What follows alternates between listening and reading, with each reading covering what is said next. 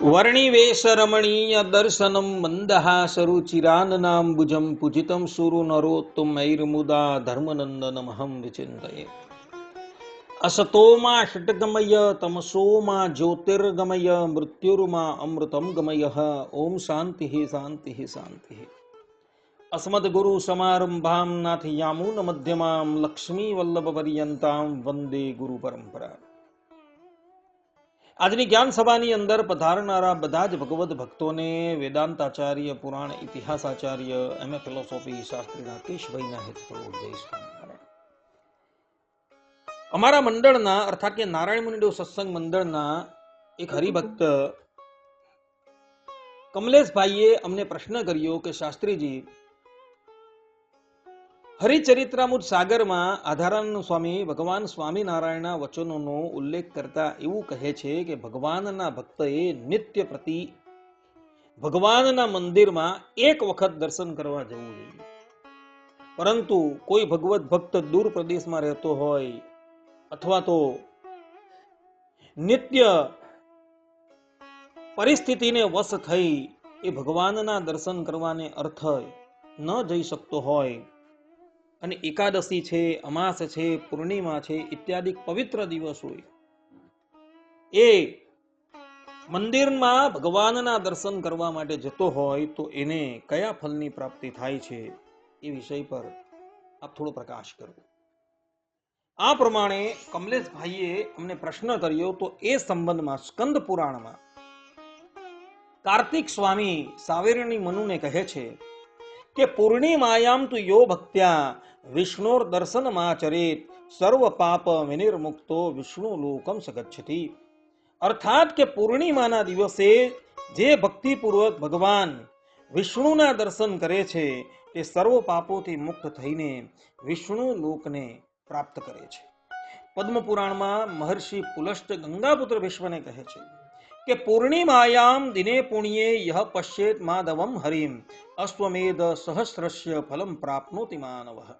અર્થાત કે પૂર્ણિમાના પવિત્ર દિવસે જે મનુષ્ય ભગવાન વિષ્ણુના દર્શન કરે છે તેને હજારો અશ્વમેધ યજ્ઞ જેટલું ફલ પ્રાપ્ત થાય છે.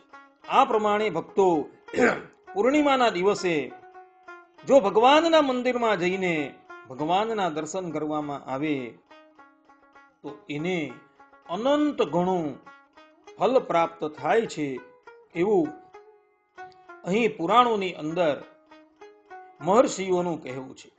તે જ પ્રમાણે પદ્મ પુરાણમાં મહર્ષિ પુલસ્ત ગંગાપુત્ર ભીષ્મને એકાદશીના દિવસે ભગવાનના મંદિરમાં ભગવાનના દર્શનનું ફલ બતાવતા કહે છે કે એકાદશ્યામ ઉપોષ્યૈવ યો પશ્યેત મધુસૂદનમ સર્વ પાપ વિનિર્મુક્તો વિષ્ણુ લોકમ સગચ્છતિ. અર્થાત કે એકાદશીનો ઉપવાસ કરી જે ભગવાન મધુસૂદનના દર્શન કરે છે તે સર્વ પાપોથી મુક્ત થઈને વિષ્ણુ લોકને પ્રાપ્ત કરે છે. સ્કંદ પુરાણમાં કાર્તિક સ્વામી પણ સાવરણી મનુને કહે છે કે એકાદશ્યામ હરેર દર્શનમ કોટિ યજ્ઞ ફલમ સ્મૃતમ.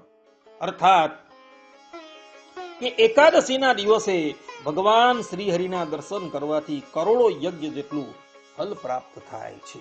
આ પ્રમાણે એકાદશીના દિવસે મંદિરમાં બિરાજમાન ઠાકોરજીના દર્શન કરવાનું ફલ શાસ્ત્રોની અંદર વર્ણન કરવામાં આવ્યું છે.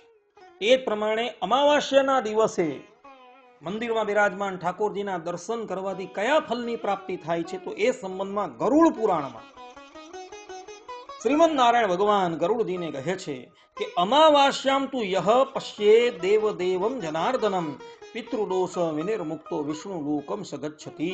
અર્થાત કે અમાવાસ્યાના દિવસે ભગવાન જનાર્દનના દર્શન કરનાર મનુષ્ય પિતૃદોષથી મુક્ત થઈને વિષ્ણુ લોકને પ્રાપ્ત થાય છે. જે લોકોને પિતૃદોષ નડતો હોય તેને ભાવપૂર્વક અમાવાસ્યાના દિવસે ભગવાનના મંદિરમાં જઈને ભગવાનના દર્શન કરવાના છે. કેવલ દર્શન કરવા માત્રથી જ તેનો પિતૃદોષ સમાપ્ત થઈ જશે એવું શ્રીમદ નારાયણ ભગવાન કહી રહ્યા છે. મત્સ્ય પુરાણમાં મત્સ્ય ભગવાન સત્યવ્રત રાજાને કહે છે કે અમાવાસ્યમ હરેર દર્શનમ પિતૃનામ તૃપ્તિકારકમ. અર્થાત કે અમાવાસ્યાના દિવસે ભગવાનના દર્શન કરવાથી પિતૃઓને તૃપ્તિ મળે છે. આ પ્રમાણે મત્સ્ય પુરાણમાં મત્સ્ય ભગવાન કહે છે કે કેવલ અમાવાસ્યાના દિવસે જો તમે ભાવપૂર્વક ભગવાનના મંદિરમાં જઈને ભગવાનના દર્શન કરો ને તો એ દર્શન કરવા માત્રથી જ પિતૃઓને અતિશય તૃપ્તિ થાય છે. માટે ભક્તો નિત્ય જો ભગવાનના દર્શન ન કરી શકતા હોવ તો અમાસ છે, પૂર્ણિમા છે, એકાદશી છે, આ પવિત્ર દિવસોમાં તમે ભગવાનના મંદિરમાં ભગવાનના ભાવપૂર્વક દર્શન કરવા માટે જજો, જેથી તમને અનંત ગણા પુણ્યની પ્રાપ્તિ થશે. આ પ્રમાણે કમલેશભાઈએ મને પ્રશ્ન કરેલો હતો, તેનો ઉત્તર શાસ્ત્રોકારોએ આ પ્રમાણે આપેલો છે. બધા જ લોકો આ વાત જે છે એ આત્મસાત કરી રાખે. આટલું કહીને હું મારા પ્રવચનને અહીં વિરામ આપું છું. સર્વે સંતુ નિરામયઃ, સર્વે સુખીનો ભવંતુ, સર્વે ભદ્રાણિ પશ્યન્તુ, મા કશ્ચિત દુઃખ ભાગ ભવેત અસ્તુ. જય સ્વામિનારાયણ.